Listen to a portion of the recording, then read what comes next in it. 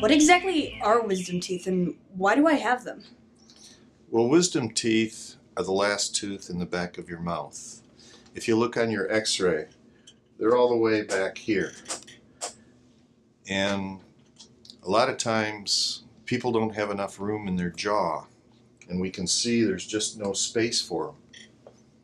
And that's why you're here. What would happen if I didn't have them removed? Well, because they don't have a lot of room, they can push into and damage the adjacent teeth. They can damage the bones supporting the adjacent teeth. They're linked with crowding down in the front teeth now that your braces are off. Without enough room, a lot of times they'll come up through the gums, and then food and bacteria can get in there, causing big painful infections.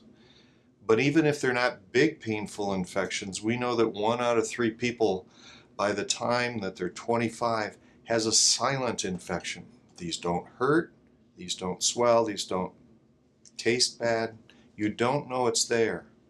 But these silent infections are linked with heart problems, the potential for stroke, and potentially causing low birth weight pregnancy later on in life.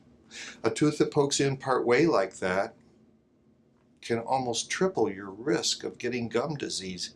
So why floss and leave yourself to be tripling your risk of gum disease? The upper wisdom teeth, without any place to go or anything to chew against, are likely to come in and bang into the gums, and that can just make you miserable. And given all those reasons, I'd say yes, it makes sense to get rid of them. Will it hurt? My word is sore. I will guarantee you sore, and I really need to know if you're anything worse than that. So I don't really think it'll hurt, but I will guarantee you'll be sore, and I'll be there for you if it isn't.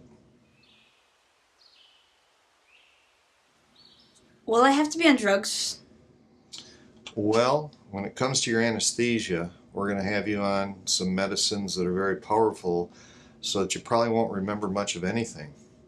And for your recovery, we'd like to use medications that really won't get you high, addicted, but give you the pain relieving qualities of some of the strongest medicines so that you can still function without being all doped up and still be very safe. How long until I can go back to school, though? Well, there's a couple ways that we could look at this. Maybe we could make it so you don't have to go back for a couple months, but you really don't want to repeat that grade that you're in. So most people walk out and are just 2 to 3 days a little under the weather. Probably 1 in 5 walk out like nothing has happened.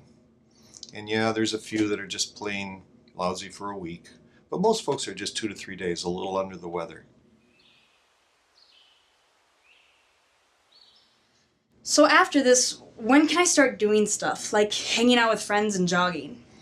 Okay, well again, first day, probably with your sedation, you're going to take it pretty easy. After that, a couple days under the weather, but you may find that you're kind of hanging at the mall, but a little low key. You may be several days. As far as exercise, I tell folks to hold back a little bit. If you normally run 5 miles, cut back to 3.5. If you start a little too soon, you may start oozing a little early. You just know at that point you can back off.